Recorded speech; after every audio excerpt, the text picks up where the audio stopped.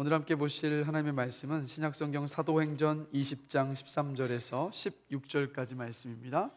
사도행전 20장 13절에서 16절까지 말씀 함께 보시겠습니다. 우리 다 함께 한 목소리로 읽겠습니다. 우리는 앞서 배를 타고 앗소에서 바울을 태우려고 그리로 가니 이는 바울이 걸어서 가고자 하여 그렇게 정하여 준 것이라. 바울이 앗소에서 우리를 만나니 우리가 배에 태우고 미둘레네로 가서 거기서 떠나 이튿날 기오 앞에 오고 그 이튿날 사모에 들르고 또 그 다음날 밀레도에 이르니라. 바울이 아시아에서 지체하지 않기 위하여 에베소를 지나 배 타고 가기로 작정하였으니 이는 될 수 있는 대로 오순절 안에 예루살렘에 이르려고 급히 가미러라. 아멘. 자리에 함께 앉으시겠습니다.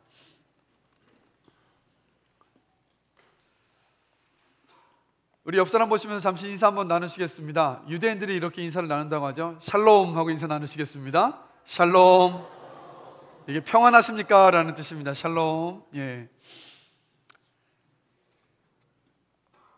우리가 계속해서 사도 바울의 선교 여행을 살펴보고 있습니다. 그래서 오늘 함께 읽은 본문은 사도 바울이 3차 선교 여행을 이제 다 마무리 지어 갈 때 그때쯤에 있었던 일을 기록을 하고 있습니다. 그래서 사도 바울은 10년이라는 시간에 걸쳐서 1차, 2차, 3차 선교 여행을 다니면서 소아시아와 마게도냐와 헬라의 수많은 교회를 개척을 했습니다. 그래서 그 이동 거리가 자그마치 2만 킬로미터입니다. 자, 2만 킬로미터면 어느 정도일까요? 가늠이 좀 되십니까? 인천공항에서 미국 LA까지 거리가 9,600킬로미터입니다. 그러면 우리나라에서 미국까지 왕복하는 거리를 비행기를 탄 것도 아니고 자동차를 타고 간 것도 아니고 어떻게 다녔습니까? 대부분은 걸어서, 그리고 바람에 의지해서만 움직일 수 있었던 배를 타고 그 먼 거리를 다니면서 복음을 전했습니다. 그런데 여러분, 이렇게 이동하는 것도 힘이 드는데 선교 여행 중에서 바울이 당한 고난이 또 엄청납니다. 그래서 바울이 고린도 후서 11장 23절에서 27절을 보면 자신이 선교 여행 중에서 당했었던 고난을 이렇게 고백을 하고 있습니다. 자, 우리 함께 한 목소리를 읽어보겠습니다. 그들이 그리스도의 일꾼이냐 정신없는 말을 하거니와 나는 더욱 그러하도다. 내가 수고를 넘치도록 하고 옥에 갇히기도 더 많이 하고 매도 수없이 맞고 여러 번 죽을 뻔하였으니 유대인들에게 40에서 하나 감한매를 5번 맞았으며 3번 태장으로 맞고 1번 돌로 맞고 3번 파선하고 일주야를 깊은 바다에서 지냈으며 여러 번 여행하면서 강의 위험과 강도의 위험과 동족의 위험과 이방인의 위험과 시내의 위험과 광야의 위험과 바다의 위험과 거짓 형제 중의 위험을 당하고 또 수고하며 애쓰고 여러 번 자지 못하고 줄이며 목마르고 여러 번 굶고 춥고 헐벗었노라. 어떻습니까? 사람이 겪을 법한 모든 고난과 고통을 다 겪었습니다. 이 정도면은요, 선교 여행을 다니면서 자그마치 2만 킬로미터라는 거리를 다니면서 얼마든 좀 멈출 법하지 않습니까? 이젠 더 이상 힘들어서 못하겠습니다. 이제 좀 쉬어야겠습니다. 이렇게 말할 법도 합니다. 그러나 사도행전과 바울이 쓴 성경을 살펴보면 바울은 로마에서 순교 당할 때까지 단 한 번도 멈춘 적이 없습니다. 마지못해 있었던 것이 아니라 어느 곳을 가든 바울은 늘 열정적으로 복음을 전했어요. 그럼 이런 질문을 한번 던져보게 되더라고요. 어떻게 그럴 수 있었을까? 바울은 도대체 어떻게 그럴 수 있었을까? 그 답이 바로 우리 본문에 있습니다. 자, 13절을 보시면요, 바울이 좀 이상한 행동을 하고 있습니다. 자, 함께 한번 읽어보겠습니다. 13절 말씀 같이 읽습니다. 우리는 앞서 배를 타고 앗소에서 바울을 태우려고 그리로 가니 이는 바울이 걸어서 가고자 하여 그렇게 정하여 준 것이라. 지난주에 나눴던 말씀을 기억하십니까? 바울은 드로아에서 주일을 지냈습니다. 그래서 드로아의 성도들과 마지막 주일을 지냈기 때문에 드로아의 성도들도 바울 목사님이 전해주는 말씀을 듣고 싶었고, 그리고 바울도 드로아의 성도들에게 하나라도 더 말씀을 전하려다 보니까 밤이 자정이 될 때까지 계속해서 말씀을 나누었습니다. 그때 어떤 일이 벌어졌습니까? 유두고가 말씀을 듣다가 그만 창문에서 졸다가 떨어져서 죽었다가 살아나는 일이 있었습니다. 그래서 그 주일 예배를 그렇게 마치고 다음날 월요일이 돼서 바울은 배를 타고 떠나야만 했습니다. 그런데 함께 읽은 13절을 보면 바울은 드로아에서 배를 타지 않았습니다. 바울은 어떻게 하고 있냐면 동역자들을 먼저 배로 다 보내고 혼자 걸어서 아소로 내가 걸어가겠노라고 그렇게 이야기를 했습니다. 여러분, 이때 당시 바울은 인생의 황혼기에 접어들고 있었습니다. 노인이었어요. 분명히 바울의 동역자들은요, 이 바울보다 젊었기 때문에 아마 만류했을 겁니다. 안 됩니다. 혼자서 걸어서 가시면 위험합니다. 절대로 그렇게 가시면 안 됩니다라고 만류했을 겁니다. 아니면 어떤 바울의 동역자들, 디모데와 같은 젊은 동역자는 이렇게 얘기했겠죠. 제가 함께 가겠습니다. 절대 혼자서는 못 보냅니다. 그러나 오늘 본문을 보면요, 하반절에 13절 하반절에 보시면 바울이 걸어서 가고자 하여 그렇게 정하여 준 것이다 라고 되어 있어요. 그렇게 정하여 준 것이라, 이 말의 뉘앙스가 어떤 것이냐면 이겁니다. 나는 혼자 아소까지 걸어서 갈 테니까 여러분들은 배를 타고 먼저 가서 아소에서 기다리십시오라고 이 강하게 명령을 내리고 있는 거예요. 즉 따라오지 못하도록 아주 강하게 명령을 내리면서 이 극구 그들을 만류했던 겁니다. 그래서 드로아에서 아소까지의 거리가 약 65km 정도의 거리입니다.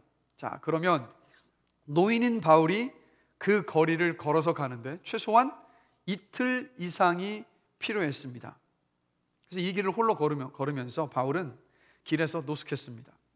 혼자 걷다가 지치고 배가 고프면 길 옆 바위에 걸터 앉아서 배낭 속에서 마른 빵을 꺼내서 그 빵을 씹어 먹었습니다.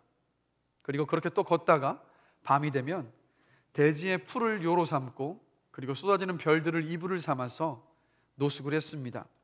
그리고 다시 새벽에 빛이 밝아오면, 날이 밝아오면 다시 마른 빵을 꺼내서 깨물어 먹고 베어 먹고 아소를 향해서 또다시 걸어갔을 겁니다. 저와 여러분들은요, 대한민국 땅에서 빨리빨리 문화에 젖어 있고 또 항상 바쁘게 지내고 있기 때문에 우리의 관점에서 보면요, 바울의 이 행동은 도저히 이해할 수가 없습니다. 왜냐하면 배를 타고 편하게 그리고 빠르게 갈 수 있었는데 굳이 바울은 지금 고생을 사서 해서 그 먼 길을 홀로 걸어가고 있기 때문이에요. 더군다나 노인의 몸으로. 그럼 또 이런 질문을 던져봅니다. 도대체 왜 바울은 편하게 갈 수 있었는데, 빠르게 갈 수 있었는데 아소까지 혼자서 걸어갔던 것일까? 사도행전 20장 3절 말씀을 이 시간 잠시 한번 보시겠습니다. 함께 읽겠습니다. 거기 석 달 동안 있다가 배 타고 수리아로 가고자 할 그때에 유대인들이 자기를 해하려고 공모함으로 마게도냐를 거쳐 돌아가기로 작정하니. 자, 그대로 본문 띄워주십시오.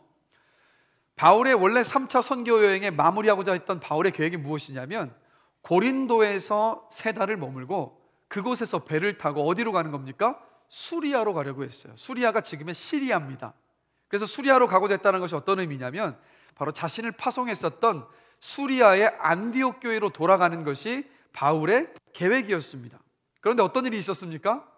유대인들이 배를 타고 가는 와중에서 바울을 죽일 음모를 세우고 있다는 것을 바울이 알았어요. 그래서 배를 타고 수리아 안디옥으로 가는 그 일정이 틀어집니다. 그래서 계획을 바꿨죠. 어떻게 계획을 바꿨습니까? 마게도냐를 거쳐서 돌아가기로 계획을 수정했어요. 그래서 어쩔 수 없이 바울은 자신을 죽이려던 유대인의 음모 때문에 2차 선교 여행에서 개척했었던 마게도냐의 많은 교회들을 다시 한번 다 돌아보면서 걸어서 육로를 통해서 드로아까지 갑니다. 바울은 선교 여행을 하면서요, 우리가 지금까지 말씀을 살펴봤지만 누구의 인도를 받고 따라갔습니까? 성령 하나님의 인도를 계속해서 받으면서 따라가고 있었어요. 그러면 우리가 생각해 볼 수 있습니다. 지금 바울의 계획이 틀어졌어요. 그래서 아소까지 틀어지고 나니까 바울이 어떠했겠습니까? 틀어진 계획 속에서도 바울은 이런 질문을 던졌을 것이라는 거예요. 하나님께서 왜 이 계획을 틀어버리신 것일까? 즉 늘 성령 하나님의 인도를 받고 있었던 바울의 입장에서 계획이 변경되었던 그 상황 속에서 그냥 가만히 있을 수가 없었습니다. 주님께 물어야 했고 주님께 답을 얻어야 했어요. 다시 주님의 인도함이 어디에 있는지를 바울은 받아야만 했습니다.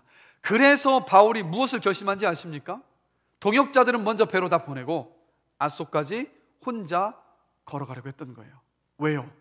침묵과 고독의 시간을 통해서 바울은 누구에게도 방해받지 않고 하나님과 독대하는 시간을 가졌던 겁니다. 그래서 그 시간을 통해서 왜 이 계획을 틀으셨는지, 왜 계획을 바꾸셨는지 그 이유를 바울이 묻고자 했어요. 그리고 답을 얻고자 했습니다. 왜요? 바울의 걸음을 인도하시는 분은 하나님이시기 때문입니다. 저와 여러분의 인생을 인도하시는 분도 하나님이십니다. 아멘. 그런데 여러분, 침묵과 고독이라는 것, 현대인인 저와 여러분에게는요 익숙하지 않습니다. 낯설고 어색합니다. 침묵이라는 것이 무슨 뜻일까요? 바울이 앗소까지 걸어가면서 했었던 침묵, 이 의미가 어떤 것일까요? 침묵은 어떤 뜻이냐면 바로 잠시 가던 길을 멈추고 하나님 앞에 서는 것이 침묵입니다. 잠시 가던 길을 멈추고 하나님 앞에 서는 것. 그런데 저와 여러분들은요 빨리빨리 문화에 익숙하고 성취와 성공의 문화에 깊이 물들어 있습니다. 그래서 아마 모르긴 몰라도 대부분이 다 바쁨병과 조급증에 걸려 있어요. 그래서 안타깝게도 우리는 잠시 가던 길을 멈춰서 하나님 앞에 멈춰서는 그 침묵을 무엇으로 생각하냐면 퇴보라고 생각을 합니다. 그래서 혼자 있는 시간에도 우리는 어떻게 합니까? 자기 개발을 위해서 무언가를 해야만 해요. 끊임없이. 불안감을 달래기 위해서 쉴 때도 우리는 텔레비전을 켜놓거나 아니면 컴퓨터 앞에 앉아 있으려 합니다. 왜요? 가만히 있으면 그게 다른 사람들을 보다 뒤처지는 것이고 늦어지는 것이고 퇴보하는 것이라는 강박을 우리 모두가 갖고 있기 때문이에요. 이번 한 주 어떠셨습니까? 홀로 있는 시간에 무엇을 하셨습니까? 침묵을 즐기셨습니까? 아니면 무언가를 하셨습니까? 아마 대다수가 다 침묵 가운데 있기보다는 무언가를 하셨을 거예요. 불안한 마음에. 이게 우리들의 모습이에요. 이렇게 침묵의 시간이 없다 보니까 우리는 어떤 병에 걸린지 아십니까? 생각할 시간이 없는 병에 걸려버렸어요. 생각할 시간이 없는 병. 창세기 5장을 보면 에녹이라는 사람이 등장을 합니다. 그런데 이 에녹에 대하여서 아주 놀라운 말씀을 기록을 하고 있습니다. 창세기 5장 24절 말씀입니다. 함께 읽겠습니다. 에녹이 하나님과 동행하더니 하나님이 그를 데려가심으로 세상에 있지 아니하였더라. 놀라운 일이 벌어졌습니다. 에녹이 무엇을 했습니까? 그저 하나님과 동행했어요.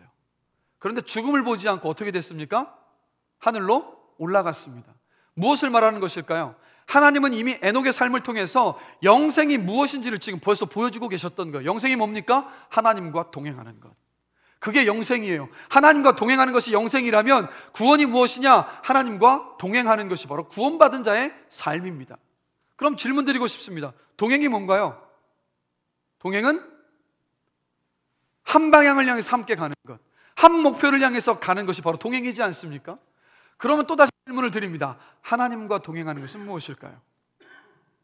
하나님과 동행한다는 것은 하나님의 뜻을 알고 그 뜻을 따라서 쫓아가는 것, 그것이 바로 하나님과의 동행입니다. 그래서 여러분, 하나님은요 저와 여러분들이 바쁘고 분주하게 무언가를 하는 것, 그것을 원하시는 것이 아니라 하나님과 저와 여러분이 동행하기를 원하신다는 거예요. 그게 먼저예요. 그런데 우리는 많은 경우 뭔가를 하나님을 위해서 해야 한다라고 생각할 때가 많아요. 그러다 보니까 정작 중요한 것을 놓쳐버립니다. 하나님의 뜻이 무엇인지, 그분과 동행하는 것을 우리는 놓쳐버려요. 그래서 여러분, 하나님과 동행하려면 하나님의 뜻을 알아야 합니다. 그러면 하나님의 뜻은 우리가 언제 알 수 있을까요? 하나님의 뜻을 알려면 침묵해야 합니다. 잠시 멈추어 서서 하나님께 집중해야 돼요. 하다못해 우리는 대화를 하면서 상대방의 의중을 알기 위해서도 어떻게 해야 합니까? 경청해야 합니다. 사람의 의중을 알기 위해서도 경청해야 하는데 우리는 이상하게도 하나님의 뜻을 아는 데 있어서는 그런 생각을 갖지 못할 때가 너무 많은 것 같아요. 하나님의 뜻을 알려면 그분께 집중해야 합니다. 멈추어 서서 침묵을 해야 한다는 거예요. 잠시 멈춰서서 하나님 앞에 설 때 비로소 우리는 하나님의 뜻을 알 수 있습니다. 그래서 여러분, 사복음서에서 우리 예수님의 인생을 한번 보십시오. 우리 주님은 규칙적으로 주님 앞에 침묵하는 시간을 만드셨어요. 왜요? 하나님의 뜻을 따라서 살아가시기 위해서, 하나님과 동행하시기 위해서. 주님이 그 본을 왜 보여주셨는지 아십니까? 구원받은 자의 삶의 모습이 어떠한지를 직접 본으로 저와 여러분들에게 이 땅을 사시면서 보여주셨던 겁니다. 이게 바로 침묵이에요. 가던 길을 멈춰서서 하나님 앞에 서는 것. 그럼 질문 드립니다. 고독은 뭔가요? 외로움. 맞습니다. 영어로 loneliness. 우리는 보통 고독하면 외로움을 많이 떠올립니다. 그러나 영어로 고독이라는 것, 특히 하나님을 만난 이 고독을 가리켜서 solitude라고 합니다. 어떤 뜻이냐? 하나님과 홀로 있는 시간이 바로 고독입니다. 하나님과 독대하는 시간이 고독이에요. 그래서 여러분, 예수님은 항상 하나님과 독대하는 고독의 시간을 만드셨습니다. 마가복음 1장 35절 말씀 함께 읽어보겠습니다. 새벽 아직도 밝기 전에 예수께서 일어나 나가 한적한 곳으로 가사 거기서 기도하시더니. 어떻게 하셨다고요? 새벽 날이 밝기 전에 아무도 방해받지 않는 곳에, 그 시간에 한적한 곳으로 나가셔서 주님과 홀로 독대하셨어요. 그리고 우리 주님은 기도를 가르치실 때도 뭐라고 가르치셨습니까? 사람들 앞에서 기도하라고 하셨습니까? 아니요. 주님은 이렇게 말씀하셨어요. 너희는 골방에 들어가서 하나님께 기도해라. 왜 골방에 들어가라고 말씀하셨을까요? 그 뜻은 하나님과 독대하는 시간을 가지라는 거예요. 하나님과 홀로 있는 그 고독의 시간을 만들라고 주님께서 말씀을 하셨던 겁니다. 그래서 예수님은 항상 하나님과 홀로 은밀히 만나는 그 시간에 늘 우선순위를 두셨습니다. 그래서 우리 주님은 침묵과 고독의 시간을 통해서 하나님의 뜻을 분별하셨습니다. 그래서 바울은 바로 이 예수님을 본을 따라서 침묵과 고독의 시간을 앗소까지 걸어가면서 가셨던 겁니다. 그럼 한번 생각해 보십시오. 65km 되는 거리, 최소 이틀이 걸리는 그 거리를 걸어가면서 바울이 뭘 했겠습니까? 끊임없이 하나님께 질문했겠죠. 하나님을 생각했겠죠. 때로는 침묵하면서 그 길을 걸어갔겠죠.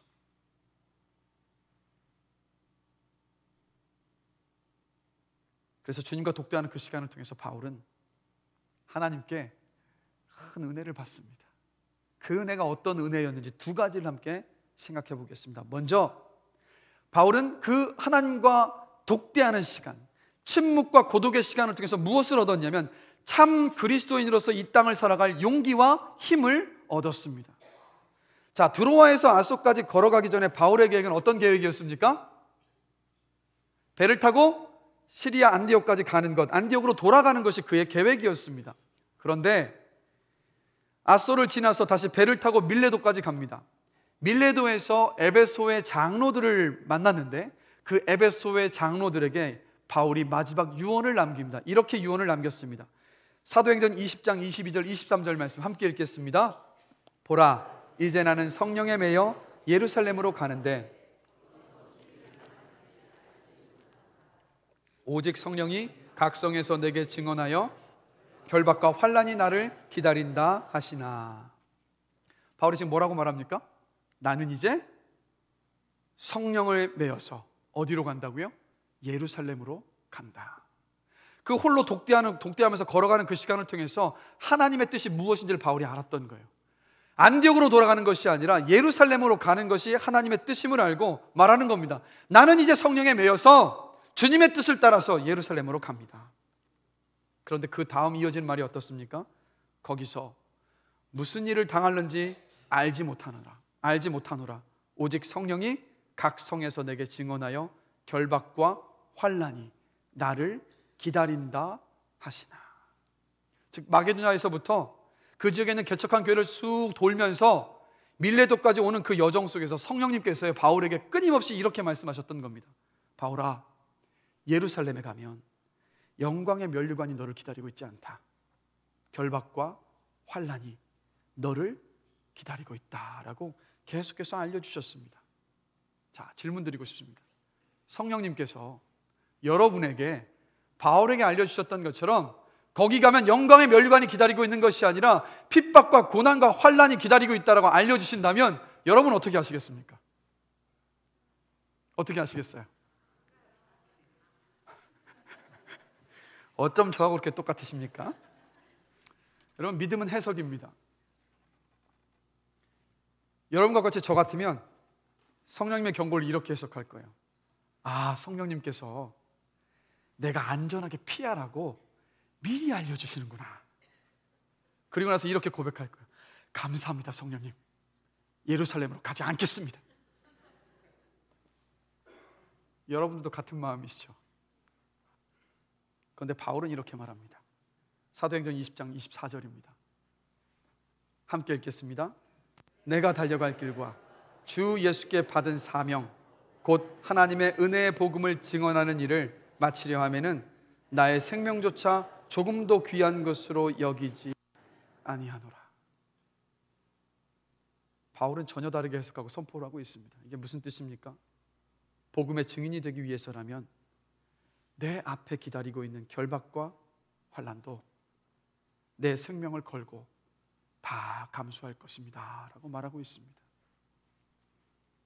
그럼 바울은 이미, 우리가 아까 설교 초반에 읽었죠, 바울이 당한 고난을. 바울은 이미 여러분 매를 맞고 감옥에 갇히는 고통과 고난을 이미 다 겪었습니다. 그럼 모른 채 어떤 것을 맞닥뜨리면 차라리 낫지 않습니까? 그런데 이미 그 고통과 고난이 무엇인지를 다 경험했어요. 경험한 채로 그 고난을 다시 감수한다는 것은 여러분, 이거 쉽지 않습니다. 제가 여러분 굉장히 모범생으로 보이지 않습니까? 감사합니다, 집사님. 제가 이렇게 모범생으로 보이지만 중학교 때 장난치다가 몽둥이를 좀 많이 맞았습니다. 가만히 말씀을 주면서 생각을 해보니까 제가 매를 이전에 많이 맞아봤다고 해서 그 다음 매를 맞을 때 그 매가 아프지 않느냐 하면 아니더라고요. 똑같이 아프더라고요. 그래서 매를 또 맞을 때가 되면 두려워요. 자, 제가 매 맞는 것, 바울이 당한 고난과 고통에 비한다면 여러분 비할 수도 없습니다. 그런데 생각해 보십시오. 이미 그 고난을 다 겪었어요. 감옥에 갇히는 것이 무엇인지도 알고 매 맞는 고통이 뭔지도 알아요. 그런데 바울이 뭐라고 이야기합니까? 그 고통과 고난 기꺼이 받겠다고 합니다. 우리 예수님께서 그러셨던 것처럼 생명까지도 아끼지 않겠다고 말합니다. 바울은 여기서 참 믿음이 무엇인지를 지금 저와 여러분에게 말해주고 있어요. 우리는 믿음을 무엇이라고 생각합니까? 우리는 믿음이 우리 앞에 닥쳐오는 고난과 고통을 하나님께서 막아주시고 피하게 하실 것을 믿는 것, 그것이 믿음이라고 생각을 합니다. 우리를 잘 되고 성공하게 하실 것을 믿는 것이 믿음이라고 생각합니다. 그러나 여러분, 참 믿음이 무엇인지 아십니까? 참 믿음은 고난의 잔을 피하는 것이 아니라 주님 안에서 기꺼이 마시는 것이 참 믿음입니다. 내가 져야 할 십자가를 외면하는 것이 아니라 기꺼이 지는 것이 참 믿음입니다. 사명 따라 살아가면서 고난과 환난을 피하는 것이 아니라 그 고난과 환난을 정면으로 돌파하는 사람이 참 믿음을 가진 사람입니다. 바로 바울이 그것을 보여주고 있고 우리 예수님께서 그것을 보여주셨어요. 그래서 우리 주님께서 이렇게 말씀하시지 않으셨습니까? 자녀이면 또한 상속자 곧 하나님의 상속자요 그리스도와 함께한 상속자니 우리가 그와 함께 영광을 받기 위하여 고난도 함께 받아야 할 것이라.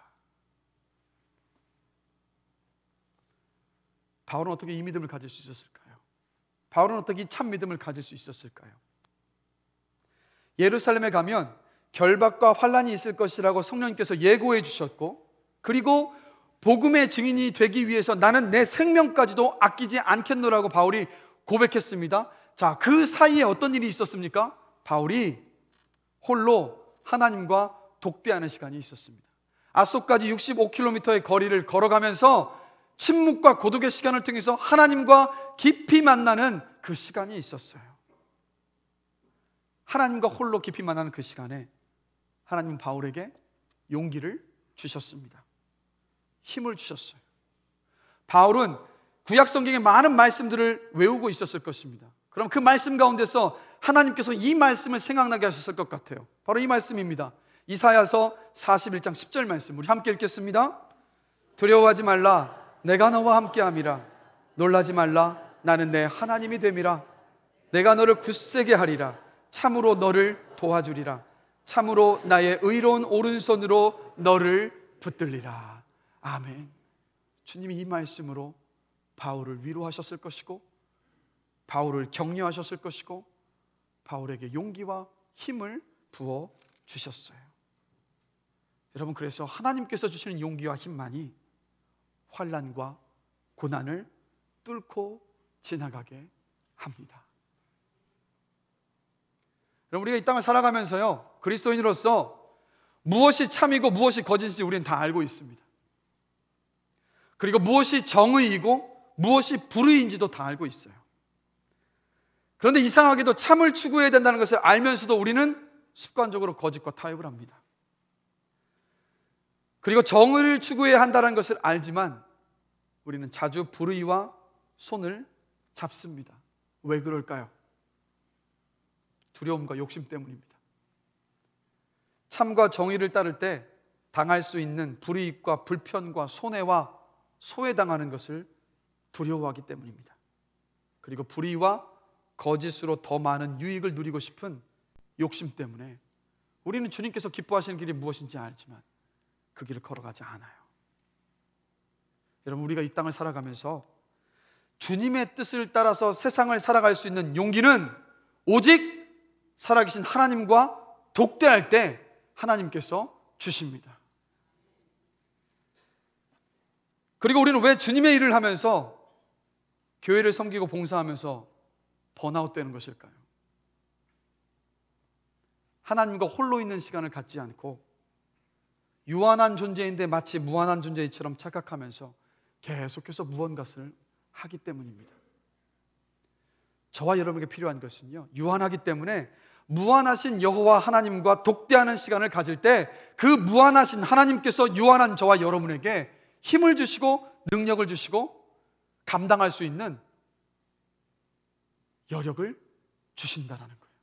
그럴 때 비로소 우리의 사명을, 섬기는 일을, 주의 뜻을 따라서 교회를 지켜나가는 그 일들을 우리가 감당할 수 있습니다. 그때 비로소 우리가 영적으로 탈진하지 않을 수 있는 거예요.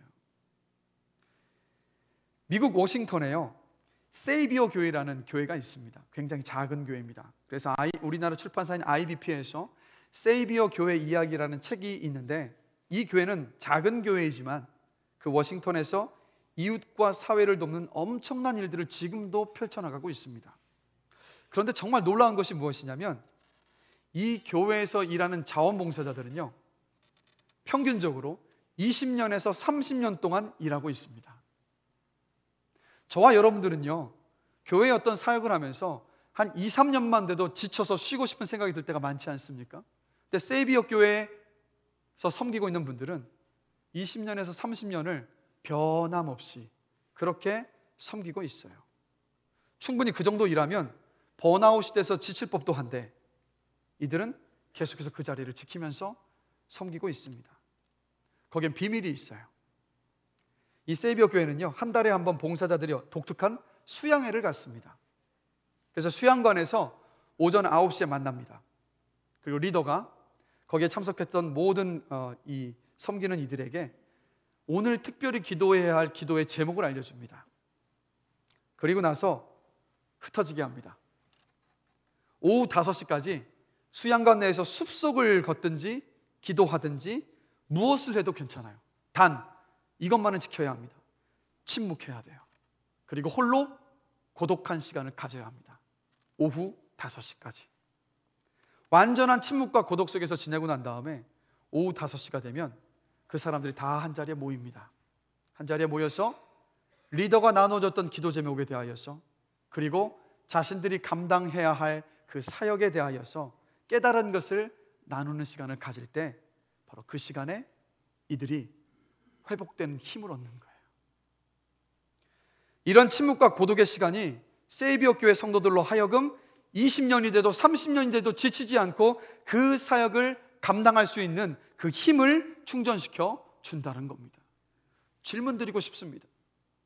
여러분께서 이 땅에서 믿음을 지키면서 또 교회 사역을 감당하시면서 가정을 지켜나가시면서 주의 뜻을 따라 살아가시면서 어디에서 힘을 얻고 계십니까? 어디에서 힘을 충전받고 계십니까? 혹시 충전받기보다는 끊임없이 무언가를 하다 보니까 충전받지 못한 채 혹시 방전되어 가고 계시지는 않으십니까? 이재철 목사님께서 침묵과 고독을 통해서 하나님과만 홀로 있는 시간을 갖는 것을 이렇게 정의를 하시더라고요. 하나님께서 이미 영으로 내 안에 임해 계시고 벌써부터 당신의 말씀으로 나를 품고 계심을 재확인하는 시간이 바로 하나님과 독대하는 시간입니다 라고. 여러분 생각해 보십시오. 천지를 창조하신 하나님, 나를 위해 죽음을 이기시고 부활하신 예수님, 그리고 진리의 영이신 성령님께서 내 안에 계시고 내가 그분 안에 있다면 우리가 감당치 못할 문제는 무엇이겠습니까? 우리가 넘어서지 못할 산은 또 무엇이겠습니까? 그리고 이겨내지 못할 두려움과 욕심은 또 무엇이겠습니까? 그래서 다윗이 시편 62편 5절에서 8절을 보면 이것을 알고 이렇게 고백을 하고 있습니다. 자, 우리 함께 말씀 보시겠습니다. 같이 읽겠습니다. 나의 영혼아 잠잠히 하나님만 바라라. 무릇 나의 소망이 그로부터 나오는도다. 오직 그만이 나의 반석이시요 나의 구원이시요 나의 요새시니 내가 흔들리지 아니하리로다. 나의 구원과 영광이 하나님께 있음이요 내 힘의 반석과 피난처도 하나님께 있도다. 백성들아 시시로 그를 의지하고 그의 앞에 마음을 토하라. 하나님은 우리의 피난처시로다. 아멘. 뭐라고 이야기합니까? 백성들아 시시로 그를 의지하고 그의 앞에 서서 마음을 토해라. 하나님은 우리의 피난처시로다. 여러분, 우리의 내면을 풍성하게 만드는 것은 자기 개발서를 탐독하는 것도 아니고 무언가를 배우는 것도 아닙니다. 우리의 내면을 풍성하게 하는 것은 바로 살아계신 여호와 하나님과 홀로 대면하는 고독의 시간을 가질 때 비로소 우리의 내면이 풍성하게 됩니다. 제가 간절히 기도하는 것은 침묵과 고독의 시간을 통해서 저와 여러분 모두가 하나님과 독대하는 그 시간을 만들기를 원합니다. 그 시간을 통해서 참 그리스도인에서 이 땅을 살아갈 힘과 용기를 얻는 저와 여러분이 되기를 주님의 이름으로 간절히 기도합니다. 바쁜 세상을 살아가는 저와 여러분에게 필요한 것은 바로 그 고독의 시간입니다. 주님과 독대하는 시간. 바로 바울이 그 은혜를 누렸습니다. 주님과 독대하면서 아소까지 걸어가는 그 65km의 여정 속에서. 그런가 하면 바울이 또다시 두 번째로 얻었던 은혜가 무엇인지 아십니까? 인생을 허비하지 않는 은혜를 입었어요. 자, 침묵과 고독의 시간을 통해서 바울이 하나님과 깊은 교제를 나누었습니다. 그 교제를 나누는 바울은요, 결박과 환난이 기다리고 있는 예루살렘으로 가는 것이 하나님의 뜻이라는 것을 알았습니다. 즉 하나님께서 나의 인생 가운데 원하시는 것이 예루살렘으로 가는 것이라는 것을 분명히 알았어요. 그러고 나니까 인생을 낭비하지 않았어요. 지체하지 않았습니다. 허비하지 않았습니다. 중간에 멈춰서지 않았어요. 예루살렘을 향하여서 저벅저벅 힘차게 걸어갔어요. 자, 16절 말씀 함께 보실까요? 우리 한 목소리로 한번 읽어보겠습니다. 바울이 아시아에서 지체하지 않기 위하여 에베소를 지나 배 타고 가기로 작정하였으니 이는 될 수 있는 대로 오순절 안에 예루살렘에 이르려고 급히 가미로라. 주저함이 없어요.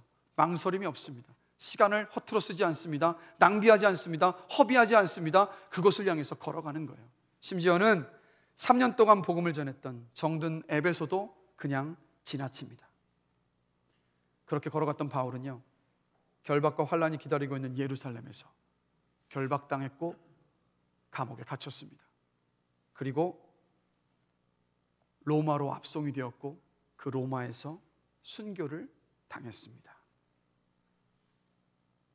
바울은 자신의 삶을 허비하지 않고 죽기까지 복음의 증인으로 살았습니다. 그런데 놀라운 것은 이 바울 때문에 로마 제국이 새로워졌습니다. 복음이 로마 제국 전역에 전해지기 시작했어요. 그로 인해서 유럽의 역사가 새롭게 바뀌기 시작했습니다. 바울이 자신의 삶을 허비하지 않고 온전히 주님께 내어드렸을 때 우리 하나님은 바울을 통해서 생명의 역사를 이루어 가셨던 겁니다. 여러분, 많은 사람들이 이 세상을 살아가면서 자기 욕망을 위해서 시간을 무의미하게 허비할 때가 많습니다. 무엇을 위해서 내가 살아가야 할지를 몰라서 게으름 가운데서 시간을 낭비하기도 합니다. 또 어떤 사람은 쾌락을 위해서 시간을 버리기도 합니다. 반면에 주님 앞에 독대하는 시간을 갖는 사람은 분주한 삶 속에서 내가 무엇을 간과했는지를 물으면서 이 영혼을 깊이 성찰합니다. 바쁘다는 이유로 소홀히 했었던 것이 무엇인지를, 그리고 무시했던 것이 무엇인지를 돌아보면서 살핍니다. 그리고 내게 주어진 역할과 사명을 내가 잘 감당하고 있는지를 돌아봅니다. 무엇에 관심을 기울여야 하는지를 스스로 점검해 보게 됩니다. 그리고 하나님의 음성에 귀를 기울이고 하나님께서 기뻐하시는 일에 자신을 기꺼이 내어 드립니다. 여러분, 우리가 아무리 보잘것없어도 인생을 허비하지 않고 내 삶을 주님께 내어 드릴 때 하나님은 여러분을 통해서 세상을 새롭게 변화시켜 가십니다. 침묵과 고독의 시간을 통해서 하나님과 독대하는 사람만이 인생을 허비하지 않고 그 삶을 하나님 앞에 드릴 수 있습니다. 자, 간절히 원하는 것은 저도 그렇고 여러분들도 그렇고 바쁘다고 이야기하는 바쁜 삶, 바쁘게 살아가는 삶이 잘 사는 삶이라고 이야기하는 이 세대의 그 가치관 앞에 넘어가지 마시고 주님 앞에 홀로 침묵과 고독의 시간을 통해서 우리 하나님을 독대하는 귀한 시간을 갖게 되시기를 주님의 이름으로 간절히 기도합니다. 그때 비로소 내 영혼을 돌아보고 내 삶을 돌아보고 주님께 기꺼이 우리의 삶을 맡기고 내어드릴 수 있습니다. 여러분이 잘 아시는 것처럼 우리 효민교회 파송 선교사님이 이인로 선교사님은 간 이식 수술을 받으셨습니다. 간 이식 수술을 받은 사람이 살 수 있는 연한은 5년 정도라고 이야기를 합니다.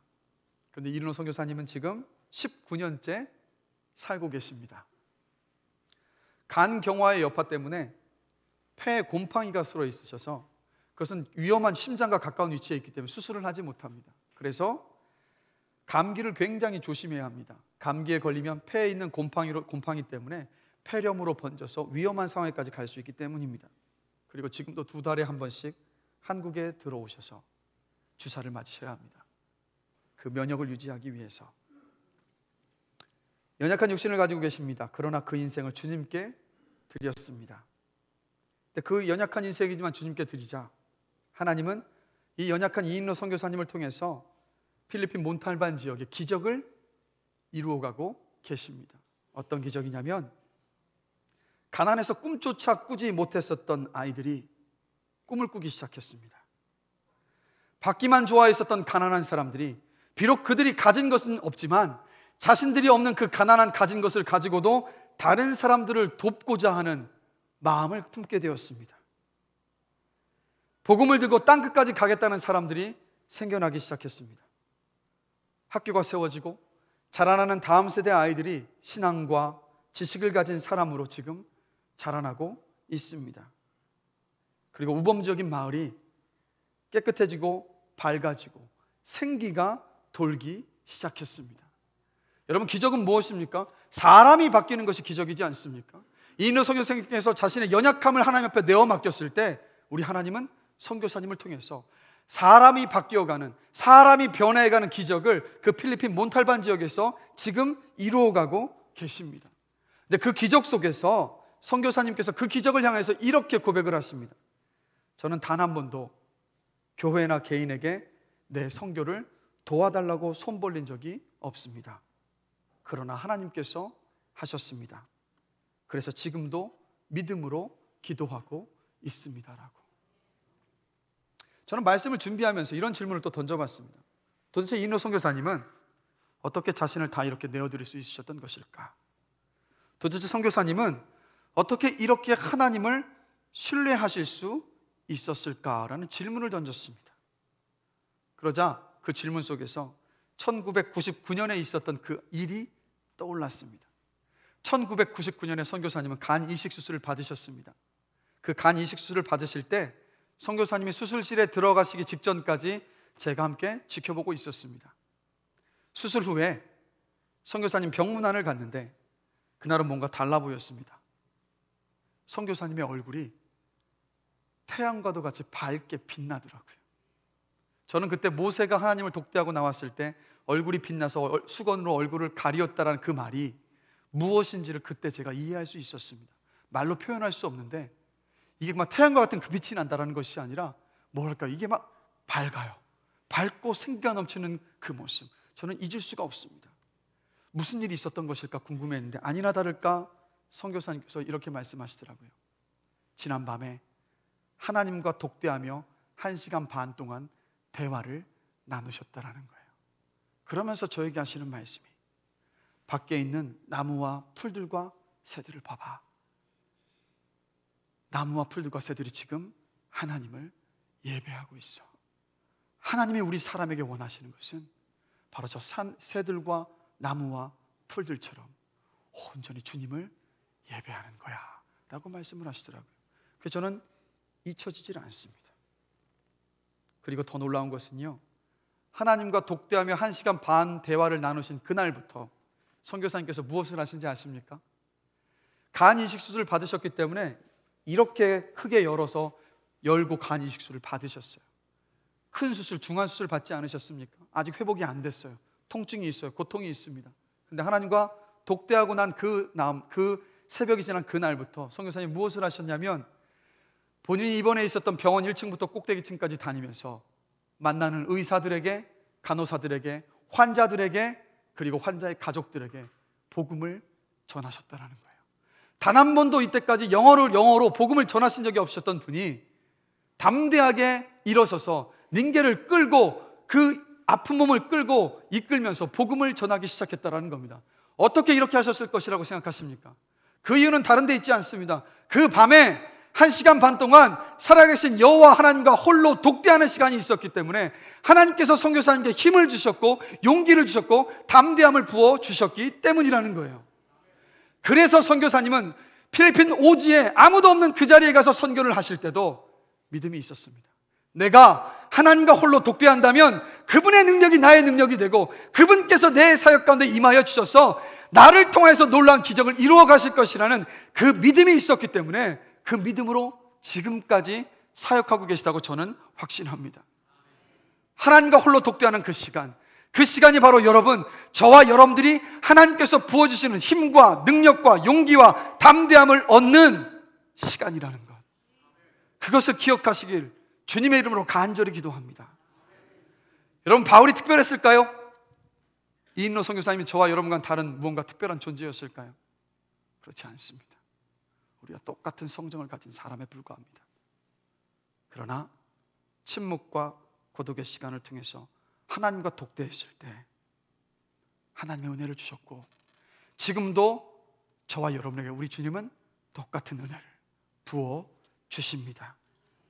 그래서 여러분, 제가 원하는 것은요, 지금 다 아멘 하셨어요. 근데 이 시간 아멘 하시고 다시 문을 열고 가셔서 한 주간의 삶 속에서, 여러분의 한평생의 삶 속에서 그냥 그 순간에 아멘 했던 기억으로 저는 멈추지 않기를 원합니다.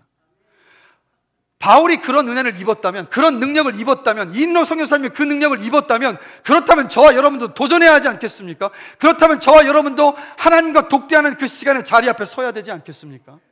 정말 그것을 소망한다면, 정말 그것을 바란다면, 그러면 이 시간 제가 침묵과 고독의 실제적인 실천 방법 몇 가지를 나누겠습니다. 메모하시고 실천해 보시기 바랍니다. 첫 번째, 여러분의 일상의 시작 가운데에서 작은 고독의 시간을 만들어 보십시오.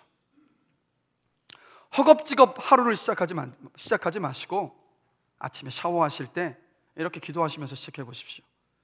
내 영혼을 이처럼 깨끗하게 하여 주옵소서라고, 그렇게 기도하시면서 침묵의 시간을 가져보십시오. 차를 운전해서 버스를 타고 지하철을 타고 가실 때 라디오나 음악을 듣지 마시고 다 모든 것을 끄시고 성령님의 음성에 귀를 기울여 보십시오. 그리고 하루를 다 마치고 잠자기 전에 누워서 하나님께서 오늘 하루 동안 나에게 어떻게 말씀하셨고 그리고 나에게 어떻게 역사하셨는지 천천히 묵상하시면서 하루를 마무리해 보십시오. 두 번째로, 하루 중에 혼자만의 티타임의 시간을 꼭 가져보십시오. 짧은 시간이라도 좋습니다. 시끄러운 장소를 피해서 주님과의 1대1 데이트하는 시간을 만들어 보시는 거예요. 10분이어도 괜찮습니다. 단 5분이어도 괜찮습니다. 회사에 다니신다면 점심 식사를 마치시고 회사 옥상의 작은 화단에 커피 한 잔 뽑아서 들어 올라가셔서 주님과 조용한 대화를 함께 나눠보십시오.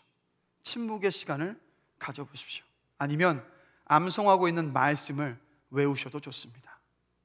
그 시간을 통해서 하나님께서 새로운 힘을 여러분에게 공급해 주실 것입니다.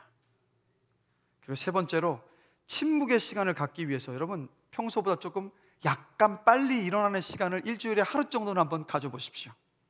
그래서 평소보다 더 일찍 일어나서 깊은 큐티와 그리고 침묵하며 기도하는 시간을 한번 가져보십시오. 네 번째로, 일과 일 사이에 반드시 쉬는 시간을 가지십시오. 공부를 하는 학생들은 공부하는 시간과 공부하는 시간 사이에 10분에서 15분 정도 되는 그 쉼의 시간을 가지시고, 회사에서 일을 하신다면 아무리 바쁜 일정 속에서 휘쓸려 간다 하더라도 그 시간 가운데서 10분에서 15분 정도의 시간을 한번 가져보십시오. 집안에서 살림을 하실 때 바쁘게 분주하게 정신없이 그냥 살림을 하다 시간 보내지 마시고 그 바쁜 가운데서도 시간을 한번 만드셔서 10분에서 15분 정도의 그 쉬는 타임을 한번 가져보십시오. 그리고 그 시간에 하나님의 임재를 누리시면서 침묵하면서 주님을 만나는 시간을 가져보시는 겁니다. 어쩌면 이런 생각도 가지실 거라고 생각을 합니다. 목사님이니까 그런 시간 가질 수 있지, 아침에 일어나서 저녁 다 퇴근할 때까지, 잠자리에 들 때까지 얼마나 바쁜지 아십니까? 그럴 시간이 없습니다 라고 생각하시는 분들이 계실 거예요. 그럼 제가 질문 드리고 싶습니다. 그렇다면 그 바쁜 시간 속에 그냥 내맡기셔서 하나님께서 주시는 위로도 경험하지 못하고 하나님께서 주는 힘이 무엇인지도 모른 채 그냥 그 삶을 계속해서 내어맡기시면서 방전될 때까지, 번아웃 될 때까지 그렇게 끌고 가시겠습니까? 마음이 있다면 얼마든지 주님과 독대하는 시간을 가질 수 있고 그 시간을 통해서 하나님께서 주시는 힘과 용기와 담대함을 우리가 받을 수 있음을 기억하시게 주님의 이름으로 간절히 기도합니다. 여러분, 우리 몸이 편하면 우리의 영혼은 죽습니다. 그러나 우리 몸이 조금 불편하면 우리 영혼은 삽니다. 제가 간절히 원하는 것은 몸은 조금 힘들지 몰라도 저와 여러분의 영혼이 주님으로 인해서 살아나게 되기를 주님의 이름으로 간절히 기도합니다. 그리고 마지막 다섯 번째로, 개인적인 피정 시간, 즉 리트릿의 시간을 가지셔야 합니다.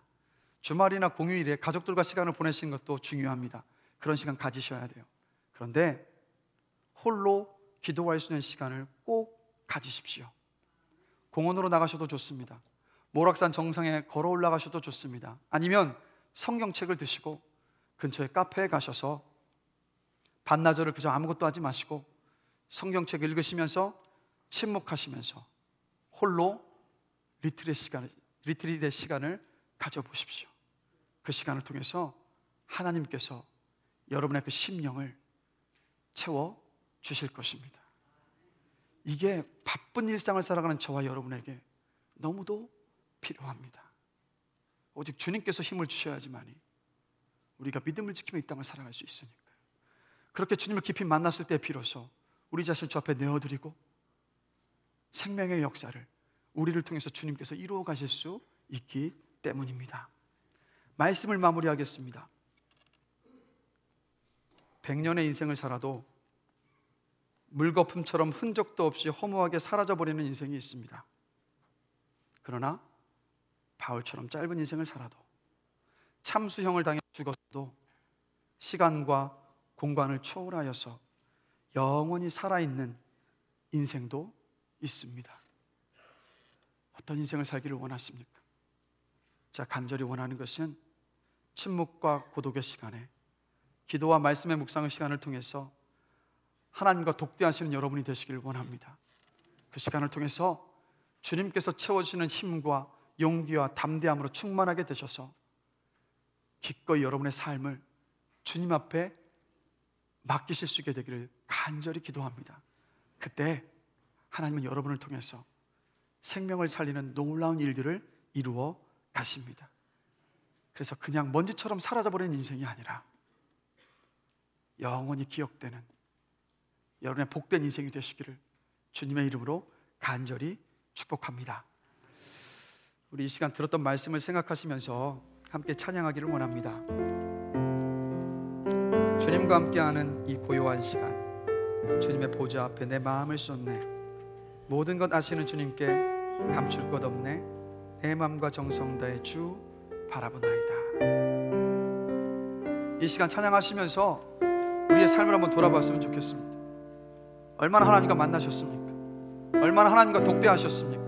얼마나 하나님께서 주시는 그 힘과 위로와 용기를 얻어보셨습니까? 그렇지 못했다면 이 찬양을 부르시면서 들었던 말씀을 생각하시면서 우리가 주님과 독대하는 그 시간을 다시 한번 결단하는 시간이기를 원합니다. 우리 다 함께 찬양하시겠습니다. 주님과 함께하는 이 고요한 시간,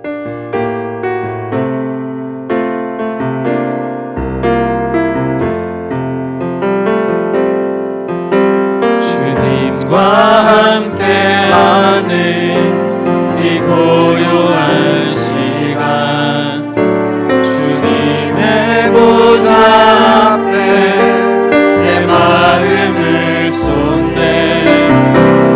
모든 것 아시는 주님께 감출 것 없네.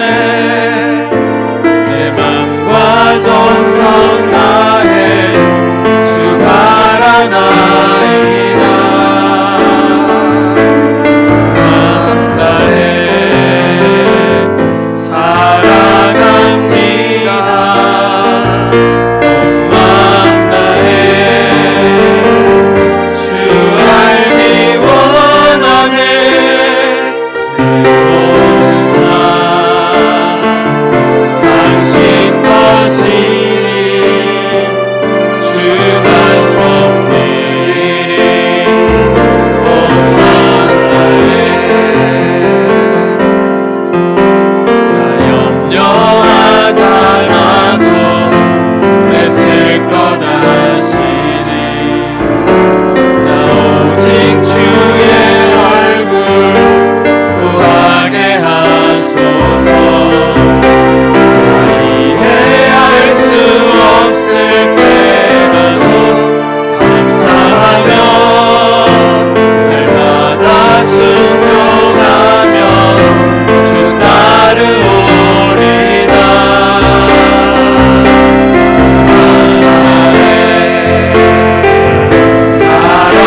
사랑합니다. 온 맘 다해 주 알기 원하네. 모든 삶 당신 것이니 주만 섬기리. 온 맘 다해 온 마음 다해 사랑합니다.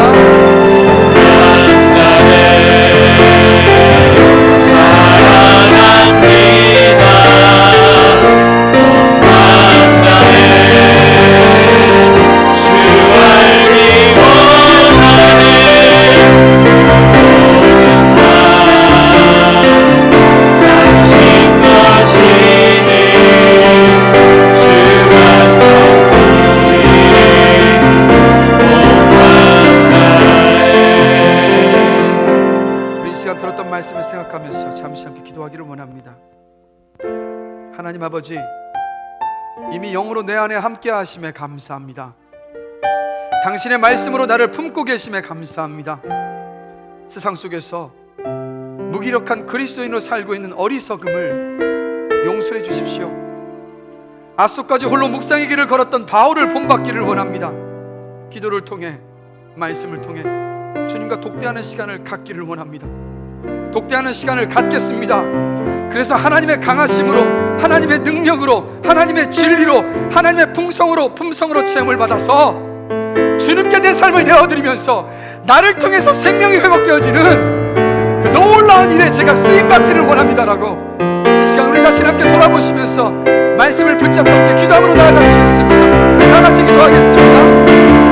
사랑과 내가 나누신 하나님 아버지, 주님의 영혼에 나와 되어주시는 주시는 감사합니다. 당신의 말씀으로 나를 품고 계시니 감사합니다. 하나님, 우리 어떤 이미 이걸 사랑하지만 그러나 세상 속에서 우리 약한 그리스도인을 사랑하는 어리석은 저를 용서해 주십시오. 아스토로 목사님을 걸어드리며 바울을 기도를 통해 말씀을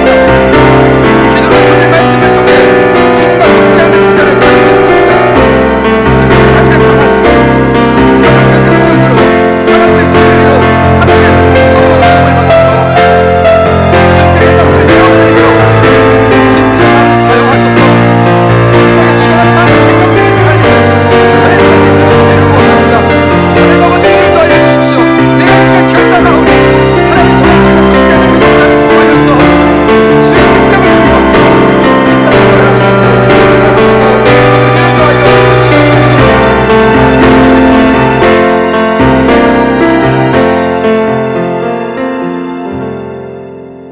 하나님 아버지, 이미 영으로 내 안에 함께하고 계심에 주님 감사합니다. 이미 당신의 말씀으로 나를 품고 계심에 감사합니다. 주님, 세상 속에서 주님이 함께하고 계시고 주의 말씀으로 나를 품고 계심에도 불구하고 주를 찾지 않았고 주의 은혜를 구하지 않는 가운데에서 무기력한 그리스도인으로 살아왔었던 우리의 삶의 어리석음을 주님 앞에 고백하오니 주님 용서하여 주시옵소서. 아속까지 홀로 묵상의 길을 걸었던 바울을 본받겠습니다.